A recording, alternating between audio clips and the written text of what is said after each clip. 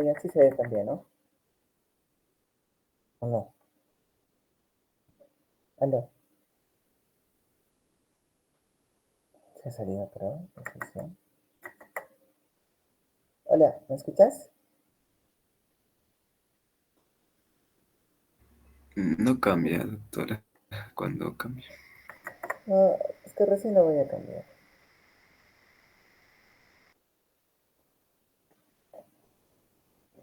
Ya,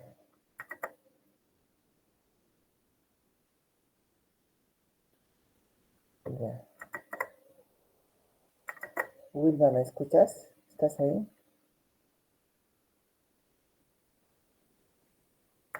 Sí, Ya, estoy. ya. Ya vamos a hablar sobre inflamación. ¿Ya? ¿Se ve esta imagen? Sí, ¿no?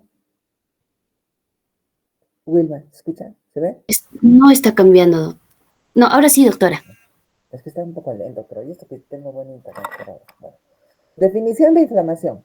Respuesta protectora en la que participan las células del huésped, los vasos sanguíneos, las proteínas y otros mediadores que tratan de eliminar la causa inicial de la lesión celular, además de las células y los tejidos necróticos causados por la agresión inicial e iniciar el proceso de reparación. Recuérdese que los mecanismos de inflamación, sean citoquinas o células inmunomoduladoras que participan es después de una agresión, ¿no? Esta agresión puede ser tanto accidental como quirúrgica. En ambos casos se va a presentar la inflamación.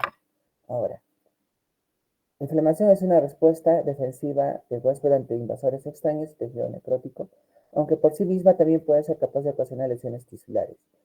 Los principales componentes de la inflamación son una reacción vascular y una respuesta celular. Ambas se activan gracias a mediadores derivados de proteínas plasmáticas y diversas células. Los pasos de la respuesta inflamatoria en general son las 5 R's, ¿no? 1, reconocimiento del agente lesivo. 2, reclutamiento de los leucocitos. 3, retirada del agente. 4, regulación, control de la respuesta. Y 5, reparación, resolución, reparación. Todo este mecanismo, el primero se va a presentar a partir de los 7 segundos hasta las 24 horas, el segundo de 24 a 48 horas, el tercero de 24 hasta 72 horas, el 4 a partir de las 48 horas y el 5 hasta un año, ¿no? Esas son preguntas de examen de residentado médico. La evolución de la inflamación aguda puede ser eliminación del estímulo nocivo, seguida de una reducción de la reacción y reparación del tejido lesionado de daño persistente con inflamación crónica. Es decir, puede haber, de acuerdo a la noxa o al agente que ocasiona esta inflamación, puede ser aguda o crónica, ¿no?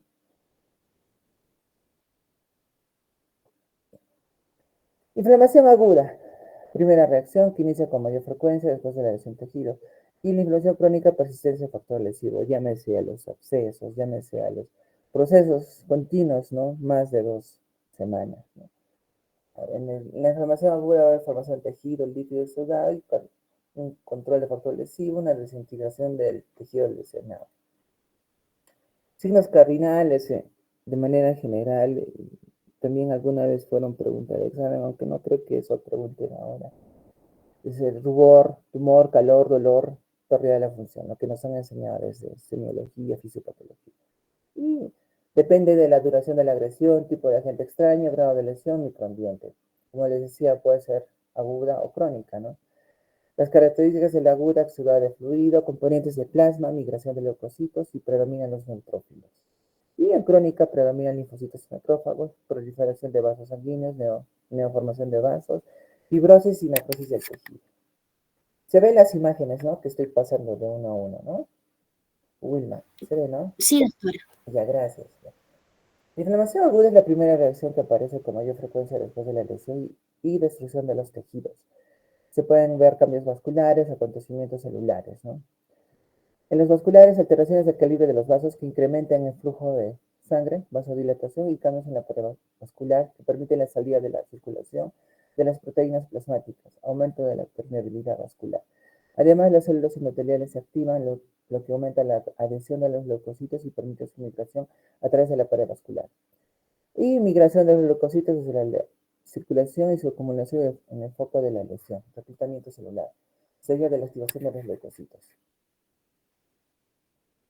Bueno, algunos estímulos, ¿no? Como infecciones, traumatismos, necrosis tisular, cuerpos extraños, reacciones inmunitarias. Cada uno de esos puede tener diferentes iniciadores. Bien. Por ejemplo, los fagocitos en las células dendríticas expresan receptores de reconocimiento de patrones, ¿no? Ahorita les voy a mencionar cuáles son estos citoquinas. Algunos de estos receptores son receptores de tipo TOL, que son sensores microbianos, se localizan en las membranas plasmáticas y los endosomas, de forma que pueden detectar los microbios extracelulares y digeridos. Son complementados por unas moléculas citoplasmáticas y de membrana de diversas familias que también reconocen los productos microbianos. Activa factores de transcripción que estimulan la producción de una serie de proteínas secretadas y de membrana. Inflamosoma. Complejo citoplasmático constituido por múltiples proteínas que reconoce los productos de las células muertas como el ácido úrico y el trifosfato de adenosina extracelular, además de cristales y otros productos microbianos. La activación del inflamosoma causa la activación de la enzima llamada caspasa 1, que degrada las formas precursoras de la citocina inflamatoria interleuquina B1. Los receptores tipo TOL e inflamosoma, ¿no? Por ejemplo, estos son reconocidos por los lípidos de la pared, reconoce a los lípidos de la pared de la celular bacteriana y estos procesan a través de citoquinas, ¿no? Igual con los inflamosomas. Esto lo voy a describir más adelante, ¿no? Cambios vasculares, cambios en el calibre y flujo de los vasos, inicio, va a haber vasoconstricción momentánea, luego vasodilatación, provocada por estímulos químicos, provoca congestión capilar, provoca el enrojecimiento tisular. Esto va a generar acumulación de eritrocitos en el centro, estos sí leucocitos periféricamente, y la migración, ¿no? Migración y marginación. Permeabilidad vascular, aumento del flujo vascular y vasodilatación que provoca aumento de la presión hidrostática, paso del líquido hacia el intersticio. Cambio de presión coloidosmótica oncótica, relación de aumento de proteínas del plasma, ¿no? Trasudado, como sabemos, líquido escaso de proteínas, secundario aumento de presión hidrostática, líquido, ¿no? Más que proteínas. Y exudado, líquido con abundantes proteínas, detritos celulares, aumento de presión oncótica, densidad mayor de 1020. Eso es lo que pasa, ¿no? Vemos aquí una presión hidrostática normal. Cuando va a haber un trasudado, solo va a salir líquido. Y cuando va a haber exudado, van a salir proteínas y demás, ¿no? Ya. Cambios vasculares. Mecanismos que contribuyen al aumento de la permeabilidad vascular. Contracción de la célula endotelial, formación de hiatos intracelulares, causa más frecuente, proceso reversible, desencadenada por la histamina, bradicimina y leucotriona. Lesión endotelial, traumas penetrantes, radiación, infecciones provocan necrosis endotelial y desprendimiento celular y respuesta inmediata mantenida. Lesión endotelial mediada por leucocitos. Va a haber acumulación de leucocitos, mediadores químicos, que provoca una lesión endotelial. Aumento de la transitosis, proteínas, aumento de la imagen descrita con la anterior, ¿no? Ya. En el reclutamiento leucocitario, cada una de estas fases, cuando se produce una agresión, va a estar mediada por una citoquina. Se produce la agresión y va a haber primero un rodamiento, ¿no? El rodamiento primero va a estar mediado por los neutrófilos y posteriormente por los macrófagos, ¿no? Es lo mismo, ¿no? Pero en primera instancia van a llegar a ellos, ¿ya? En el rodamiento los que van a acoplar son la L-celestina, SLE, P-celestina, E-celestina. Para la adhesión, integrinas beta-2, BLA4, BCAN1, integrina, alfa-4 beta-7, MATCAN1. Para la agregación y cambio de forma va a ser mediado por la citokina CD11B, CD18, CD11A, CD18, P-selectina. Y para la migración transepitelial, las integrinas B2, ICAN1, BCAN1 y PCAN1. Estos inmunomoduladores son importantes y también son algunas de esas preguntas en el examen de residente médico, ¿no? Sobre todo los BCAN. Los BCAN es lo que preguntan más. ICAN, BCAN. En el reclutamiento, ¿no? Se ve que estas son las citoquinas mediadoras, ¿no? Los ICAN, los BCAN, los PCAN, ¿no? Eso sobre todo es lo que preguntan en los exámenes. Pueden preguntar otra cosa así, ¿no? Generalmente en los MIR preguntan eso, ¿no? Activación de leucocitos es la imagen que les decía, ¿no? Activación leucocitaria provoca fagocitosis, formación de fagolizosoma, aumento de ERO, enzimas líticas, síntesis de mediadores, amplifica la reacción inflamatoria, por ejemplo, del ácido araquidónico. Es lo que se eleva, ¿no? Contra la interleuquina 5. Activación de leucocitos. Posterior al reclutamiento, deben de ser activados para contrarrestar el factor lesivo. Estímulos, microorganismos, células necróticas, mediadores químicos. Expresión de receptores tipo TOL. La activación leucocitaria provoca fagocitosis y formación lisosómica. Reconocimiento de la partícula del leucocito, interiorización con posterior formación de fagosoma, destrucción y degradación del material ingerido. Eso es la fagocitosis. Se inicia por la interacción de receptores en membrana celular, opsoninas. ¿Saben? Las opsoninas no son de por sí células, o sea, son partículas del ente externo o partículas de la bacteria, que, o sea, partículas que reconoce el sistema y que se adhieren hacia la bacteria para poder reconocerlas, ¿no? Esas son mediadas por la inmunoglobulina G, que son antígenos de la superficie de los microorganismos o productos de la proteína C3 del complemento. Facilitan la fagocitosis, estas opsoninas, desencadenando la interiorización del cuerpo extraño o bacteria.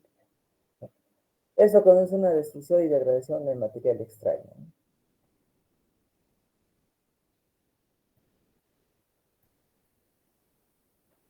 Cambios celulares. Las trampas extracelulares de los neutrófilos.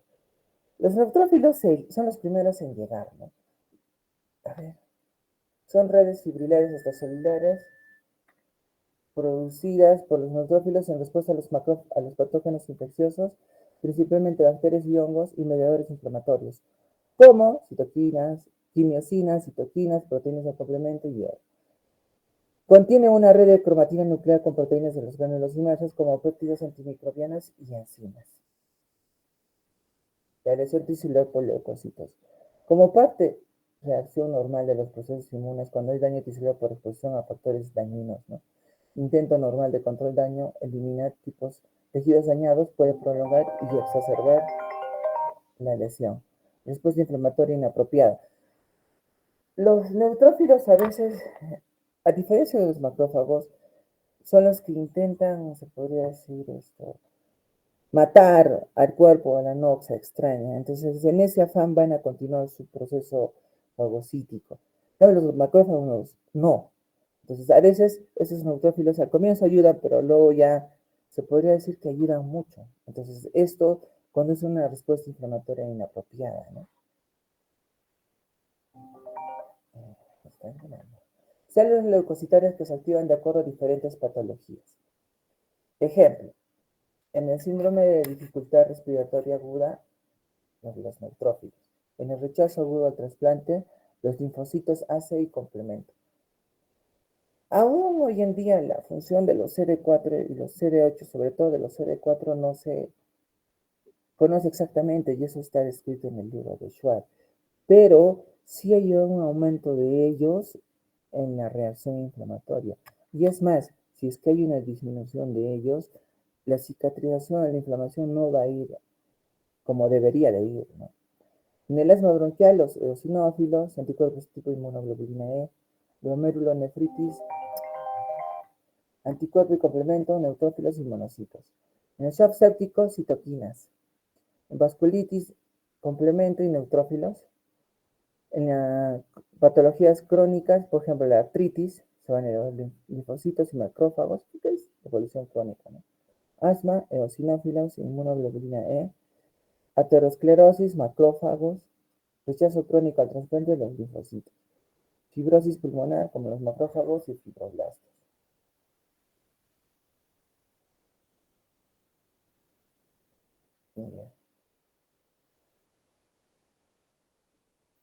Defectos de función leucocitaria. Causa más frecuente de alteración de función de leucocitos, supresión de médula ósea, como tumores, quimioterapia, radiación, enfermedades como diabetes, trastornos genéticos, defectos en la lesión leucocitaria, defecto en la actividad microbicida, defecto en la formación fagolizoma, síndrome de Serial Higashi, autosómica recesiva, alteración migración de intracelular desordenada. O sea, Para que los leucocitos no funcionen bien, van a haber ciertas enfermedades, ¿no? Ejemplo, en las enfermedades crónicas como la diabetes conduce a muchas patologías, ¿no? También hay enfermedades y trastornos genéticos.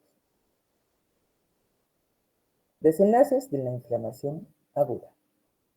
Resolución. Proceso inflamatorio de duración corta, hasta las 72 horas. Proceso inflamatorio, control favorable de factores lesivos, tejidos con capacidad replicativa, daño tisular mínimo, restauración morfológica y funcional. Neutralización o descomposición o degradación enzimática de mediadores inflamatorios, restauración, permeabilidad vascular, reabsorción de edema y tejidos muertos, fragmentos bacterianos, macrófagos, drenaje linfático. Pero puede haber una progresión hacia la inflamación crónica, ¿no? Donde va a haber una persistencia del proceso inflamatorio. Y cicatrización y fibrosis, destrucción marcada y sustancial de tejido, no regeneración, los oxidados fibrinos secundarios a permeabilidad vascular, no se reabsorben, formación de absceso principalmente en microorganismos biógenos. Esto puede, la cicatrización y fibrosis en la inflamación aguda termina el 60% a los 6 meses, el 80% hasta los 10 meses, y termina su proceso de cicatrización y de fibrosis al año, ¿no? Termina de desinflamar. O sea, y eso es pregunta de examen, eso sí pregunta, examen de recientado médico. Y ahora, otra pregunta también que yo imagino que saben y que tienen que saber es que generalmente en la piel nosotros tenemos el colágeno tipo 1, pero en el 80% de las personas esto es reemplazado por el colágeno tipo 3. Entonces, eso es pregunta de examen también. Entonces, sí, solo hay un pequeño porcentaje de las personas en las que se va, se va a reparar colágeno tipo 1 con colágeno tipo 1. Pero en el 80-90% de las personas se reemplaza el colágeno tipo 3 al tipo 1. Y eso también es pregunta de examen. Y la fuerza tensil producida por este colágeno nunca se va a recuperar. Pregunta de examen también. Esto ya lo sabía. ¿Listo? ¿Qué puede llevar inflamación crónica? Ya. Inflamación C2. Los patrones morfológicos de la inflamación aguda puede ser inflamación serosa, que esta es extravasación de un líquido acuoso relativamente pobre en proteínas que en función del lugar de la lesión derivan del plasma de las secreciones de las células macrobacteriales que revisten las cavidades pleural, peritoneal o cardíaca.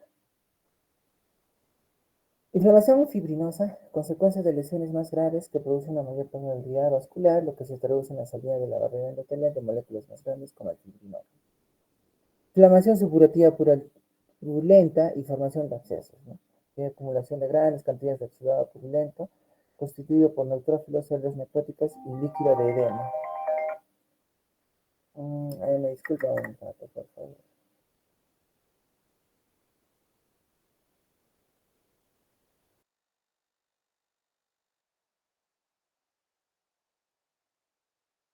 Bien. Ahora sí. Úlcera, defecto local o excavación de la superficie de un órgano o tejido que se debe a la necrosis de las células con desprendimiento. Estas células necróticas e inflamatorias. Ese es un proceso morfológico de la inflamación aguda hacia una úlcera, ¿no? Es lo que pasa. Esto es debido a la noxa persistente, la cual no se ha resuelto, ¿no?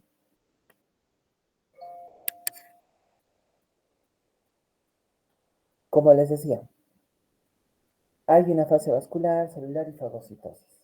Fase vascular, incremento del flujo sanguíneo capilar, calor y eritema, aumento de la permeabilidad vascular, donde va a haber oxidado, pérdida de proteínas, disminución de presión osmótica capilar, aumento de presión osmótica intersticial, salida intensiva de fluido, acumulación de líquidos en espacios tisulares. Ahí puede haber tumefacción, dolor, anomalías de función. Una fase celular, donde va a haber transporte de leucocitos, neutrófilos, son los primeros que llegan, llegada de leucocitos endotelios, activación de leucocitos, adhesión, migración, quimiotaxis, lo que les había enseñado. Diapédesis, llegada de leucocito hacia el sitio de adhesión. BCAM, PCAM y CAM. Fagocitosis. Opsonización. Microbios de factores C3 de complemento y los anticuerpos que facilitan su reconocimiento de los receptores C3b, FS del anticuerpo de los neutrófilos, ¿no? Que facilitan su degradación. Activación de receptores, señalización intracelular, ensamblaje de actina, De los neutrófilos, formación de pseudópodos, fagosoma, más ligosoma, fagoligosoma. Es dentro, ¿no? Dentro de un macrófago. Mediadores inflamatorios, ya les había descrito. Según su origen, pueden ser originados en el plasma, sintetizados en el hígado. Todos ellos son sintetizados en el hígado. Ejemplos, factores de coagulación, proteínas de complemento, forma, precursores de plasma, activación mediante procesos proteolíticos. Según su función, histamina, metabólisis del ácido araquidónico, prostaglandinas, leucotrienos.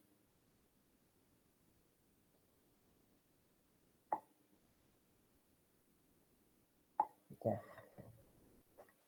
Mediadores inflamatorios, fuentes principales: plaquetas, neutrófilos, monocitos, células cebadas, células endoteliales, células del músculo liso, fibroblastos, células epiteliales, ¿no? Este cuadrito, grábenselo, porque es importante. Esto siempre van a preguntar. Ya, ejemplo, vamos a describir algunos de ellos. Histamina, forma preformadas de las células, tejido, o sea, su distribución en tejidos más común en tejido conectivo adyacente a vasos sanguíneos. Plaquetas, basófilos circulantes, gránulos de células cebadas. Liberación, se libera por un traumatismo, reacciones inmunitarias. Mecanismo, liberación transitoria mientras se sintetiza leucotrienos potentes. Función, dilatación de arteriolas, aumenta la permeabilidad de los menores. En microcirculación, la histamina se une a receptores de la histamina tipo 1. En serio, y los industriales, histamina, medio del principal de la fase transitoria inmediata de aumento de la permeabilidad vascular de la respuesta inflamatoria aguda.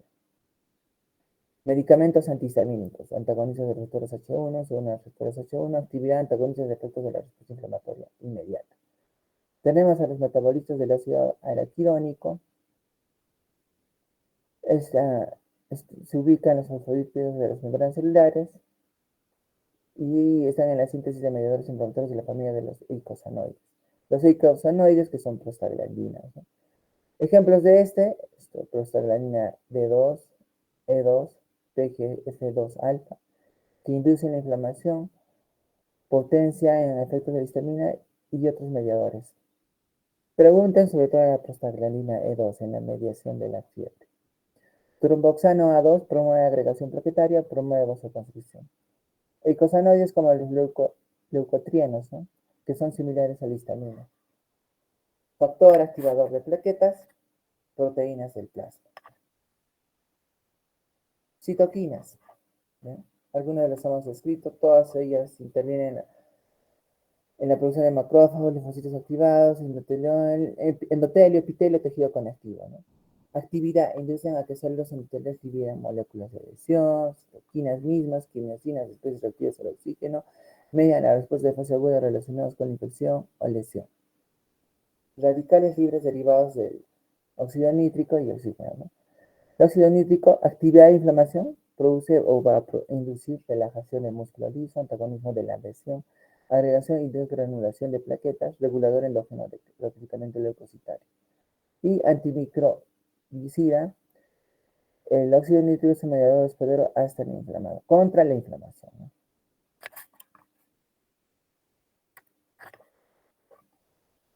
Inflamación crónica. Esta puede ser larga, ¿no? Semanas, meses, años, más de 72 horas, ¿no? Origen, inflamación aguda recurrente, puede ser debido a infecciones persistentes. Características, aquí mayormente están los macrófagos y linfocitos, ya no los neutrófilos, ¿no? Va a haber una proliferación de fibroblastos, riesgo de cicatrización mayor. Causas, cuerpos extraños como el talco, sílice, el asbesto, materiales de sutura. Microorganismos, bacterias, hongos y parásitos. Puede ser inespecífica o granulomatosa. Los macrófagos que infiltran el sitio inflamado, se acumulan macrófagos, proliferación de fibroblastos, formación de cicatriz, sustituye tejido conectivo normal. Y granuloma. Este es un ejemplo de inflamación serosa, ¿no? Como su nombre lo dice, no van a haber proteínas. Las proteínas, si es que van a haber, son muy escasas. Y, por ejemplo, un derrame seroso pericárdico, ¿no? Una ampolla pequeña. Inflamación fibrinosa, va a haber un exudado fibrinoso, ejemplo, en pericardio. Una muestra macroscópica, un corte histológico en un exudado velloso cubre la superficie total del pericardio, tanto visceral como parietal, visto a través de un cordón pericardio parietal. Este aspecto velloso se debe al predominio de fibrina, ¿no? Y purulenta, ¿no? Purulenta, donde va a haber una proporción mayor a 1020 de proteínas hacia tejido seroso, hacia seroso, exudado purulento en el encéfalo y esa meninge. Ya, pues esto ya es un caso brutal, ¿no? Esto no va a haber normalmente. Pero bueno, es un ejemplo de inflamación purulenta. Bueno, eso es en lo referente a inflamación. Y quiero avanzar con el tema de quemaduras. Voy a cambiar de diapositiva.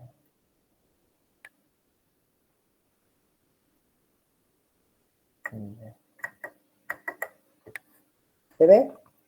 ¿Quemaduras? Sí, doctora. Sí, doctora. Gracias. Están atentos. Qué bueno. Bueno, quemaduras. En el manejo inicial tenemos 3 medidas inmediatas para salvar la vida del paciente, ¿no? 3 objetivos importantes. 1, controlar la vía aérea. 2, detener el proceso de quemadura. 3, establecer el acceso intravenoso. Estos son los 3 objetivos iniciales de un paciente quemado. Vía aérea, las quemaduras pueden producir edema masivo. La vía aérea superior tiene riesgo de obstruirse, principalmente en quemaduras de cara, boca y cuello, y en los niños, quemados por el tamaño pequeño de su vía aérea. Estos signos de obstrucción pueden ser sutiles, por lo tanto es esencial la evaluación temprana de la necesidad de intubación endovenosa, sobre todo en quemaduras en la parte de la cara, ¿no? Y de la vía y del cuello también, ¿no? Factores que incrementan el riesgo de obstrucción de la vía aérea superior son aumento de tamaño y profundidad de la quemadura, quemaduras en la cabeza y cara, daño por inhalación, quemaduras en la boca. Las indicaciones clínicas de lesiones por inhalación y que sugieren la necesidad de intubar al paciente son quemaduras faciales en el cuello, quemaduras de las cejas y vibrisas nasales, depósitos carbonáceos y cambios inflamatorios agudos en la orofaringe, esputo carbonáceo, ronquera, antecedente de confusión mental y encierro en un ambiente en llamas, explosión con quemaduras en la cabeza y en el torso, niveles de carboxihemoglobina mayores al 10% en un paciente víctima de incendio, el estridor. Este tiene lugar tardíamente y es una indicación para realizar una intubación endotraqueal inmediata. Detener el proceso de quemadura.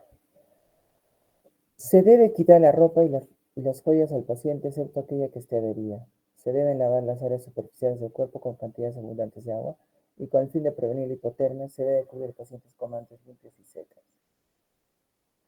Acceso intravenoso. Cualquier paciente con quemaduras de más del 20% de la superficie corporal requiere reanimación con volumen. Se debe establecer una vía intravenosa de grueso calibre, puede ser una vía 18. El short menciona que al menos 2. Bueno, como en todos los protocolos de emergencia, ¿no? Sobre todo en los ginecológicos. Por lo menos con un catéter de 16G. No, mayormente se dispone del 18. Si es ideal, una 16, ¿no? Si no hay una vena accesible en piel que no esté quemada, se debe colocarlo en piel quemada. Es seguro y eficaz, pero debe vigilar la eficacia. Comienza la infusión de solución cristalina isotónica, preferiblemente a pinza de lactato. Esto es lo ideal, ¿no? Sin embargo, nosotros no tenemos, ¿no? Ni en MINSA ni en la salud hay rinjar lactato. He visto sí en clínicas, pero no aquí, ¿no? Sino en Lima. Nosotros lo que tenemos a nuestra disposición es el cloruro de sodio. El cloruro de sodio no es lo recomendado, pero es lo primero que se utiliza en cualquier emergencia, ¿no? Hidratar al paciente. Y sobre todo en los quemados, ¿no? Solo de modo ocasional está indicada la fluidoterapia intravenosa en pacientes con quemados de menor de 15% del área corporal que pueden hidratarse por la boca. Los niños con quemaduras mayores de esa área pueden necesitar accesos intraóseos en situaciones de emergencia si no es posible contar con accesos venosos. Si no es posible eso, ese sería un caso extremo. Lo que mayormente se suele hacer es una vía periférica. Y si no tienes una vía central, ¿no? Que puede ser en la vena yugular, en la vena femoral, Estas son las que te ayudan. Estas son las más frecuentes de usar en la emergencia. Los individuos con quemaduras agudas nunca deben recibir antibióticos profilácticos porque favorece el desarrollo de infecciones micóticas y por microorganismos resistentes. Debe de administrarse un esfuerzo con vacuna antitetánica. Se reconoce la importancia de la analgesia para estos pacientes y se debe considerar la ansiedad a largo plazo. Por lo tanto, es importante administrar un ansiolítico, como una benzodiazepina. Evaluación de un paciente quemado. Primero, la historia, ¿no? Se debe saber la historia para conocer en qué situación estaba, como, por ejemplo, podría haber intentado escapar del sitio del incendio, el incendio pudo haber sido en un espacio cerrado y este es un riesgo potencial para una quemadura por inhalación. O pudo haber estado en una explosión causándole lesiones internas o esta la posibilidad de un intento de suicidio. Se debe saber la hora en que ocurrió, eso también es importante. Ver la patología adyacente o previa a esto, ¿no? Fisiopatología de las quemaduras. Se divide en 5 categorías según la causa y profundidad de la lesión. Pueden ser lesiones por llama, fuego, en esta nos vamos a enfocar. Líquidos a elevada temperatura, contacto con objetos muy fríos o muy calientes, sustancias químicas o conducción de electricidad, ¿no? Las 3 primeras causas: lesión celular por la transferencia de energía que induce necrosis por coagulación. Las quemaduras químicas y eléctricas producen lesión directa de las membranas celulares, además de la transferencia de calor, y son capaces de provocar necrosis por coagulación y colicuación. Zona de coagulación. Se han descrito 3 zonas de lesión quística después de una quemadura: de coagulación, de éstasis, de hiperemia. De coagulación, porción con quemadura más grave y la mayoría de las veces se encuentra en el centro de la herida. El tejido está coagular y algunas veces francamente necrótico, por lo que es necesario llevar a cabo ablación e injerto. De éstasis presenta respuesta local de vasoconstricción con isquemia, resultante muy similar a una quemadura de segundo grado. Hiperemia, la cicatrización es mínima o no se observa y se asemeja a una lesión superficial o de primer grado. Se puede ver en esta imagen, ¿no? Zona de coagulación, zona de éstasis, zona de hiperemia. Mientras más profundo, obviamente, las lesiones van a ser más, ¿no? Y si es superficial o de primer grado, entonces a veces ni se nota. Solo hay un cambio de coloración. El área superficial corporal, extensión de una quemadura, la regla de los 9. Esto es importante, ¿no?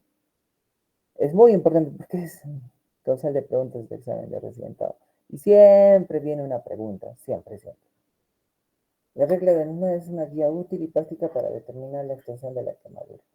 En el adulto, la configuración de su cuerpo está dividida en regiones anatómicas que representan el 9 en un múltiplo de 9 de la superficie corporal total.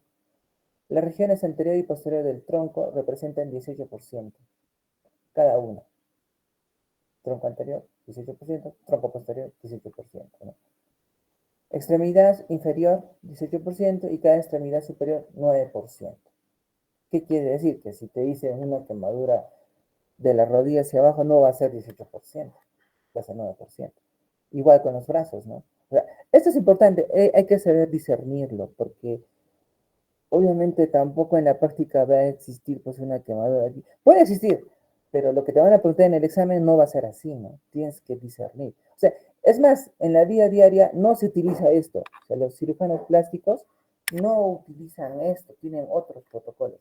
Pero para nuestro examen de residentado nos van a preguntar esto. O sea, si se quema el miembro inferior izquierdo, tú ya vas a sacar tu conclusión de 18%. Y si se te quema tu brazo derecho, pues 9%. La cavidad 9%, región perineal 1%. Eso es muy importante. Ya. Esta imagen, ¿no? El dorso anterior, 18%, dorso posterior, 18%, brazo izquierdo, 9%, brazo derecho, 9%. Pierna izquierda o miembro inferior izquierdo, 18%. Miembro inferior derecho, 18%. Entonces, si la pregunta te dice que es de la rodilla hacia abajo, tú sacas la conclusión 9%. Si es de la rodilla hasta la cadera, 9%. Si es solo región anterior de miembro superior derecho, 4.5%. Si es solo región posterior del miembro superior derecho, 4.5%. Cabeza, ¿no? 4.5% anterior, 4.5% posterior. Manos, solo las manos, cada una de ellas 1%. Ahora, región perineal 1%. Y siempre en los exámenes de residentado médico te preguntan esto. Siempre va a haber una. Además, una ya la vas a llenar bien, ¿no? Entonces, saber esto, ¿por qué? Porque no te van a preguntar por fácil, no te van a decir con quemadura de tronco anterior. No, te van a preguntar paciente que acude por quemadura de cuello, más quemadura de brazo derecho, más quemadura de región perineal. Suena raro, pero así te van a preguntar. Entonces tú sumas, ¿no? 4.5% más 9 serían 13, más 1, 14.5%. Eso es lo que te van a preguntar en el examen de residente. En el lactante es diferente. La cabeza representa una proporción mayor de la superficie corporal que la del adulto. Es el doble. Ya no es 4.5%, es 9%. Y eso también te van a preguntar, pero nunca van a venir las dos, ¿no? Aunque puede ser, uno no sabe, pero va a venir una de las dos. Y las extremidades inferiores representan una proporción menor que las del adulto. Los diagramas de Ludwig-Brouwer proporcionan una medición más precisa del tamaño real de la quemadura. Incluso se representa, ¿no? Menor de un año, 5 años, 10 años, 15 años o más. Como ven, si te preguntan la quemadura de cabeza de un niño menor de un año, 19%. De un año, 17%. De 5 años, 15%. De 10 años, 11%. De 15 años a 18, 9%, donde ya se normaliza, ¿no? Entonces la proporción de los miembros inferiores también va a cambiar. De menor de un año, 15%, un año, 16%, 5 años, 17%, 10 años, 18%, y esto ya en el adulto, 18%. Igual a del tronco, ¿no? En aquí es importante el porcentaje de quemadura sobre la cabeza, ¿no? Esta va a variar enormemente. Porque pueden preguntar en el examen, los recientados, que en un niño de un año, en quien está quemada la cabeza, ¿qué porcentaje de superficie corporal es? Tú piensas que es un adulto, vas a responder 4.5% anterior, 4.5% posterior. Pero no, pues, en un niño de un año es 17%. La palma de la mano del paciente, incluyendo los dedos, representa aproximadamente un 1% de su superficie corporal. Esto es útil para calcular la extensión de las quemaduras irregulares. Las quemaduras de primer grado no se cuentan en el cálculo del porcentaje.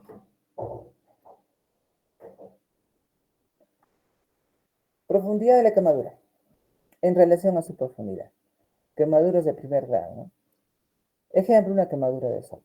Se caracteriza por eritema, dolor y ausencia de ampollas. Palidecen al contacto, no ponen en peligro la vida y generalmente no requieren de reposición intravenosa de líquidos porque la epidermis permanece intacta. Su tratamiento se basa en aliviar las molestias mediante lociones balsámicas, comisión aloe, fármacos antiinflamatorios, no esteroideos orales. De segundo grado, se dividen en superficiales y profundas. Se caracterizan por una apariencia roja moteada con edema asociado y formación de ampollas. La superficie puede tener una apariencia húmeda, oxidativa y presentar hipersensibilidad dolorosa, incluso a las corrientes de aire. Ejemplo de estas, escaladuras por el agua demasiado caliente y quemaduras por llamas súbitas. Aquí tenemos las superficiales, estas áreas se repitelizan espontáneamente a partir de que estructuras epidérmicas mantenidas en procesos intraepiteliales, folículos pilosos y glándulas sudoríparas en 1 o 2 semanas. Las dérmicas profundas que alcanzan la dermis reticular, pregunta de examen, reticular, son más blanquecinas y moteadas, no palidizan al contacto, pero conservan la sensibilidad dolorosa al explorarlas con aguja. Se curan en 2 o 5 semanas. Duran un poquito más, ¿no? Quemaduras de tercer grado de espesor completo tienen un color oscuro y una apariencia de cuero.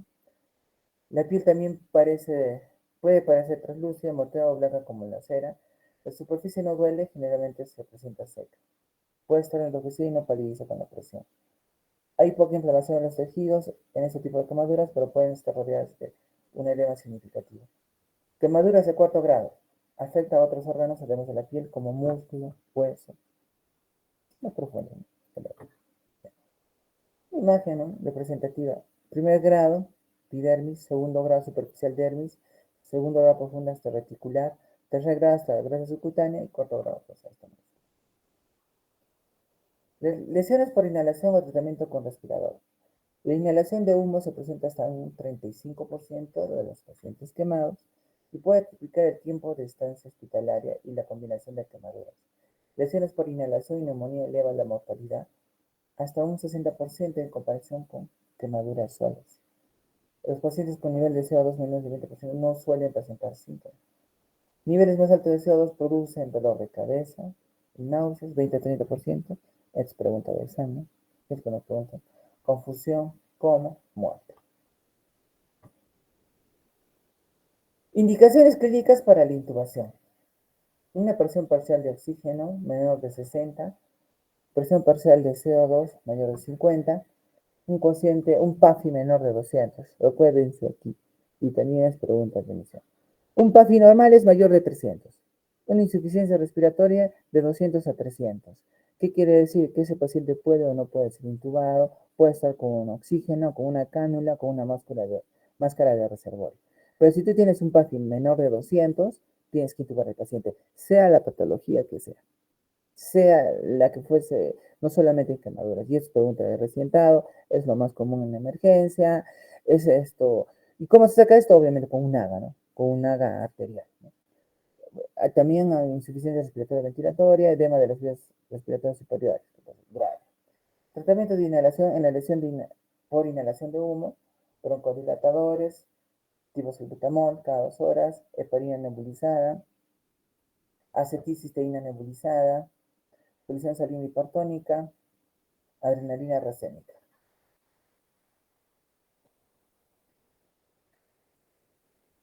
Circulación de animación del shock por quemaduras. Entonces, la evaluación del volumen de sangre circulante es difícil en pacientes con quemaduras severas, además que estos pacientes pueden tener otras lesiones que contribuyen a causar shock hipovolémico. Los dos parámetros que se suelen utilizar son la presión arterial, no debe ser menor de 60, y la diuresis, ¿no? En cuanto a la tasa de administración inicial de líquidos, están basadas en formulaciones reconocidas de Parkland y Baxter. 2 a 4 ml de rinza lactato por kilogramo de peso por superficie corporal quemada. Se usa en quemaduras de segundo y tercer grado. En las primeras 8 horas se debe pasar la mitad de esto y en las próximas 16 horas la otra mitad. Inicial, porque cada tasa debe ser ajustada dependiendo del volumen de líquido real que requiere el paciente, ¿no?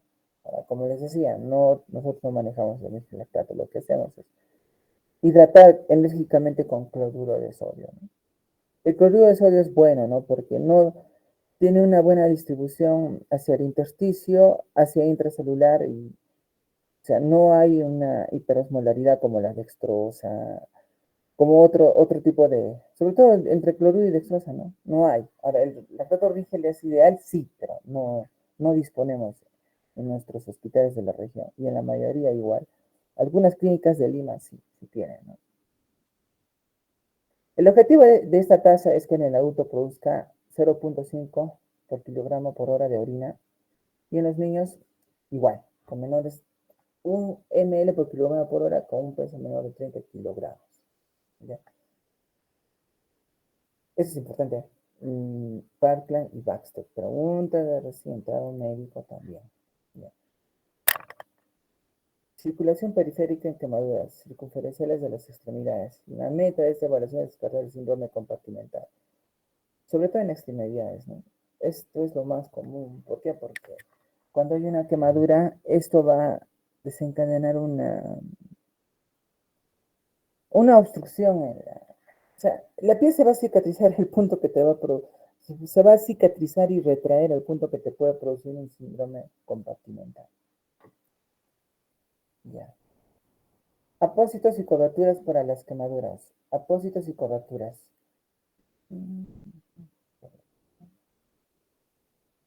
Ya.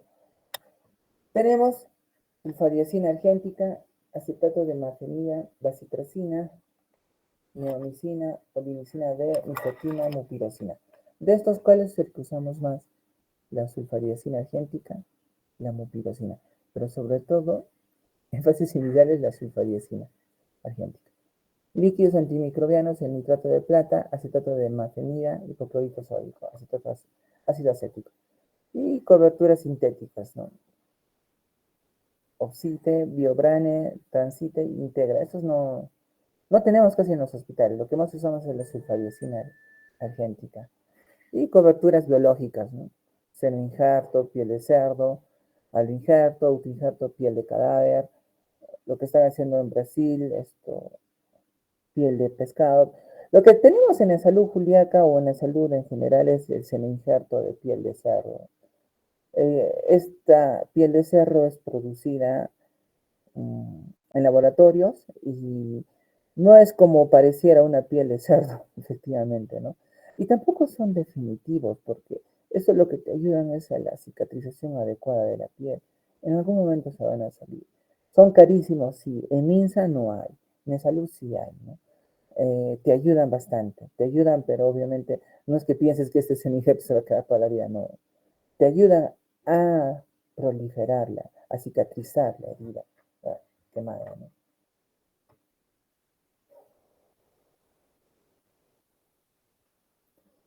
Quemaduras químicas pueden ser causadas por exposición a ácidos, álcalis y derivados de petróleo.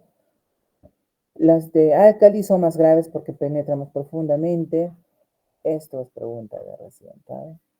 Siempre van a preguntar, ¿cuáles son más graves? ¿Las quemaduras por álcalis o las quemaduras por ácido? Respuesta, pues, quemaduras por álcalis.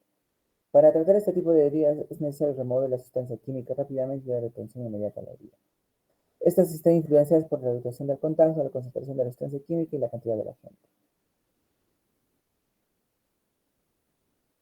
Las quemaduras alcalinas en los ojos requieren de irrigación continua durante las primeras 8 horas de la quemadura. Para la irrigación se puede fijar una cánula de pequeño calibre en el surco palpebral. Quemaduras eléctricas se producen por una fuente de energía eléctrica que hace contacto con el cuerpo del paciente. El cuerpo sirve como conductor de energía. Y el paso de corriente a través de los vasos sanguíneos y nervios puede causar trombosis local y lesión nerviosa. Y en los pacientes que tienen alguna disfunción cardíaca, como una estenosis o alguna lesión valvular, los exacerba más. Y es por eso que un paciente quemado, lo primero que debe verse es su patrón de electrocardiografía, ¿no? Si es que esta va a producir o no alteraciones. Porque primero vas a tener que tratar eso y después las quemaduras, porque estas no son tan evidentes. Si es que se manifiestan son en las extremidades, pero mayormente hacen daño al corazón estas, ¿no? Lesiones por exposición al frío, efectos sobre el tejido local, factores que aumentan la gravedad de lesión, temperaturas bajas, presencia de enfermedad vascular periférica, heridas abiertas son factores que aumentan la gravedad de la lesión. Puede ser congelación leve y reversible, congelación severa y reversible. Puede ser esta de primer, segundo, tercer y cuarto grado, ¿no? Donde en el primer grado puede haber hiperemia y edema, segundo grado amplia y clara formación de vesículas acompañadas de hiperemia y edema, de tercer grado va a haber necrosis cutánea de espesor completo, generalmente con hemorragia y formación de vesículas, cuarto grado necrosis cutánea de espesor completo, incluyendo músculo y huesos con gangrena. Cirugía.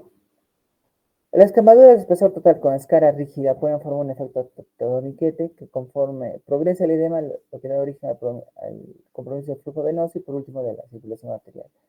Los signos de alarma del síndrome compartimental inminente pueden incluir parestesias, dolor, disminución de la llana capilar y progresión a la ausencia de pulsos distales y disminución de la diuresis. El síndrome compartimental torácico puede identificarse por la presencia de hipoventilación, incremento de la presión de los vías respiratorias e hipotensión. Las incisiones en la extremidad se realizan en los bordes internos y externos de las extremidades en posición anatómica. Ablación y cubrir la herida, ¿no? Estas lesiones en cirugía, o sea, cuando uno utiliza el electrocauterio, este tiene dos polos. Un polo que se va hacia el paciente y otro lo agarra el cirujano para poder quemar la estructura a operar. Este polo, el primer polo que les mencioné que va adherido hacia el paciente, muchas veces no es colocado de forma adecuada. Este produce una quemadura que incluso muchas veces llega a denuncias por negligencia, sobre todo en niños, porque los niños al ser pequeños, entonces no se coloca bien. Pero en los adultos generalmente no hay mucho problema. Puede haber, sí, pero es más frecuente en niños, ¿no? Entonces, ahora, esa quemadura a veces no solo afecta al paciente, sino también al cirujano. Bastante frecuente. Ya. Único algoritmo en los libros. Accidente con una sustancia química, lavar con agua abundante, varios litros. En la quemadura por ácidos, comprobar el pH de la superficie. Si este es menor del 7, seguir lavando hasta que el pH llegue a los valores fisiológicos. Hay que tener cuidado de dirigir el líquido de lavado lejos de la piel no evolucionada. Una vez el pH de la herida alcanza el intervalo fisiológico, termina el proceso de la lesión. En quemadura por álcalis, comprobar el pH de la superficie, ¿no? Si es mayor de 7.5, seguir lavando hasta que el pH llegue a los valores fisiológicos. Hay que volver a comprobar el pH tras el desbridamiento porque las sustancias alcalinas pueden penetrar a través de la superficie. A continuación, la herida se tratan técnicas habituales. Bueno, para terminar esto de las quemaduras por ácidos o álcalis, a veces hay, eso es en la parte superficial, ¿no? Pero en la parte profunda también genera mucho daño. Por ejemplo, los pacientes que se beben ácidos o álcalis, generalmente siempre llegan a una estenosis esofágica y más en los álcalis. Requieren incluso una movilización del colon o del estómago hacia la posición del esófago. Son cirugías grandes y especiales para que pueda reemplazarse este esófago lesionado. Bien, señores, creo que hemos terminado 7:48. Las dos primeras sesiones. Ojalá que alcancen a sus prácticas. Y bueno, voy a coordinar con su delegada para la siguiente sesión de nuestras clases. Cualquier duda o comentario, por favor, me la hacen saber con su señorita delegada. Y eso sería todo por hoy. Muchas gracias por su atención.